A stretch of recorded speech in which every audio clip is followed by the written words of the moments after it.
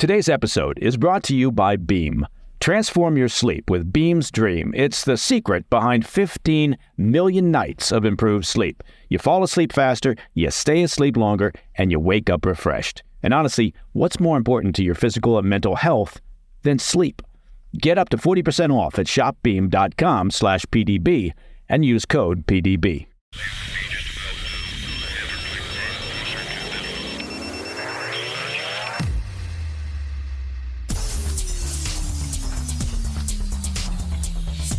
It's Wednesday, 24 April. Welcome to the PDB Afternoon Bulletin.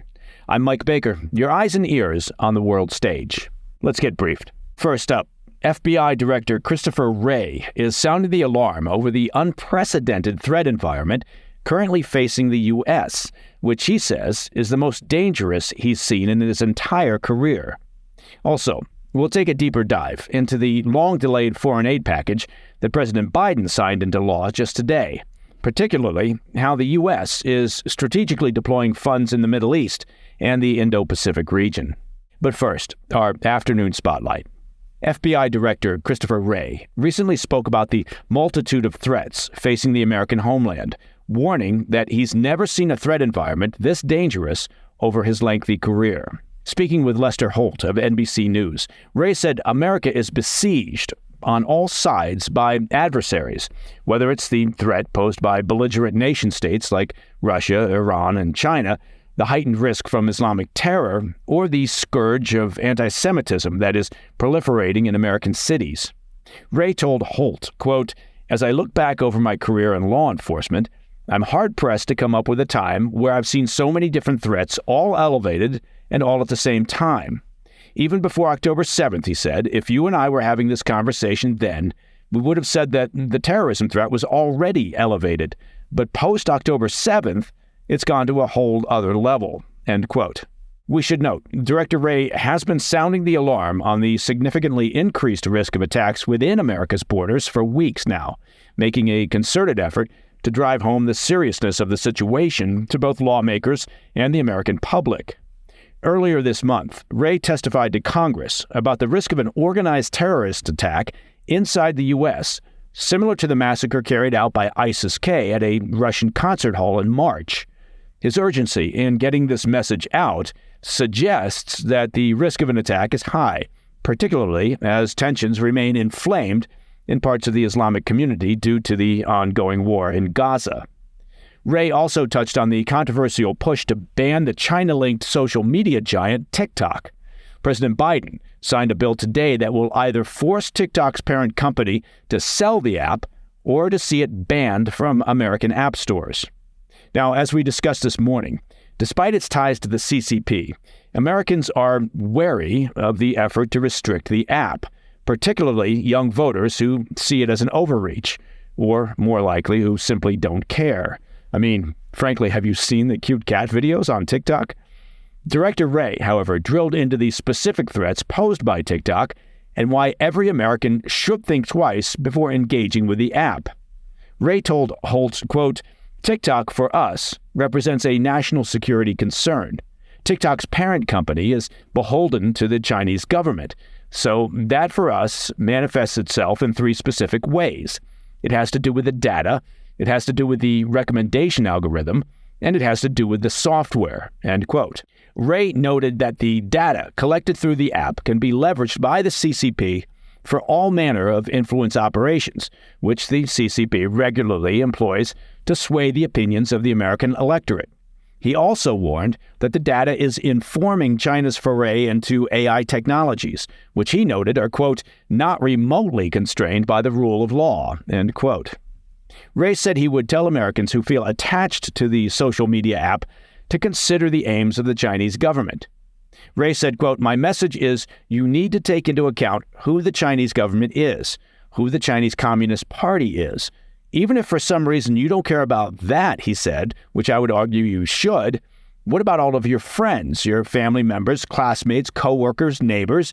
Maybe they would care about the ability of the Chinese government and the Chinese intelligence services to access all of that," end quote. Meh. Nice try, Director Wray. But honestly, most of them probably don't care either.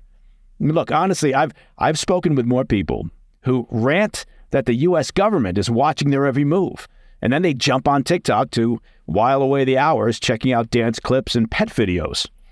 Getting the average TikTok user to understand or appreciate the counterintelligence implications of using a CCP-controlled app, an app that now is a primary source of news for young people in America, an app that the CCP does not allow its own youth to use in China, well, it's almost an impossible lift.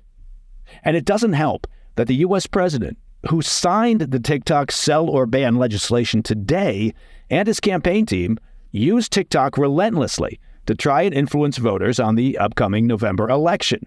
That's what we would call a mixed message. Finally, Wray addressed the virulent anti-Semitism spreading throughout America as the war in Gaza plays out. Asked to comment on the chaotic scenes coming out of America's elite universities this past week, and again, can I really call them elite anymore? Wray said that while the FBI steers clear of monitoring specific protests, they regularly share intelligence regarding specific threats. He noted that in recent months, the Bureau has seen a significant increase in anti-Semitic threats and anti-Semitic violence, and they only expect that situation to worsen. Ominously, Wray has said the FBI's ability to deal with the vast array of threats facing America is currently being hampered by budget constraints.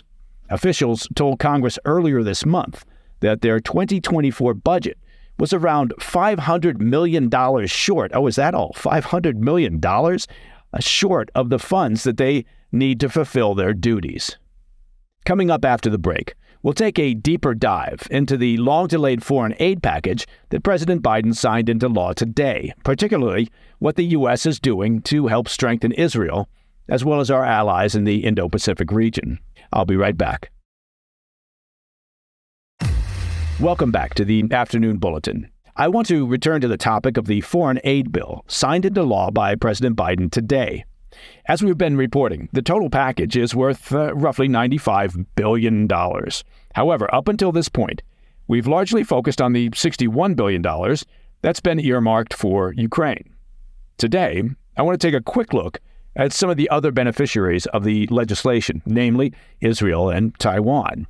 First, a little over $26 billion will be headed to Israel and Gaza. Of that total, roughly $15 billion will come in the form of military aid. The package focuses mostly on boosting Israel's defensive capabilities, providing more than $5 billion to replenish the Iron Dome, David's Sling, and Iron Beam air defense systems. Those systems were utilized heavily during the recent large-scale Iranian missile and drone attack on Israel. An additional $2.4 billion has been earmarked to support U.S. military operations in the region. Now, another $9 billion will go to worldwide humanitarian aid, including funding for civilians in Gaza. However, the package prevents any funding from going to the United Nations Relief and Works Agency, or UNRWA. That's the main United Nations agency that provides aid to Palestinians in Gaza, which has been accused by Israel of harboring staff members with links to Hamas. In addition to Israel and Ukraine, about $8 billion from the foreign aid package will be going to help U.S. allies in the Indo-Pacific region and to counter China. Now, only a small portion of that is going directly to Taiwan. More than $3.3 billion would go towards submarine infrastructure and development, with an additional $2 billion to replenish U.S. weapons provided to Taiwan and other regional allies. Taiwan's President-elect Lai Ching-te said Tuesday that the funding would help, quote, ensure peace and stability across the Taiwan Strait and also boost confidence in the region, end quote. Not surprisingly, China isn't too happy with the U.S. assistance headed to the region, saying it's bringing Taiwan into a, quote, dangerous situation. A Chinese government spokesperson told reporters that the bills, quote, send the wrong signal to Taiwan independent separatist forces, and we are resolutely opposed to it, end quote. The spokesperson did add, we urge the United States to take concrete actions to fulfill its commitment not to support Taiwan independence and to stop arming Taiwan in any way, end quote. Well, you know, it might be more effective and influence more folks if the CCP spokesperson gave the same message on TikTok while holding a puppy and doing a cute dance. And that, my friends, is the PDB Afternoon Bulletin for Wednesday, 24 April. If you have any questions or comments, please reach out to me at pdb@thefirsttv.com. And if you want to listen to the show ad-free, plus enjoy exclusive content, be sure to check out our premium membership at pdbpremium.com. I'm Mike Baker. I'll be back tomorrow. Until then, stay informed, stay safe, stay cool.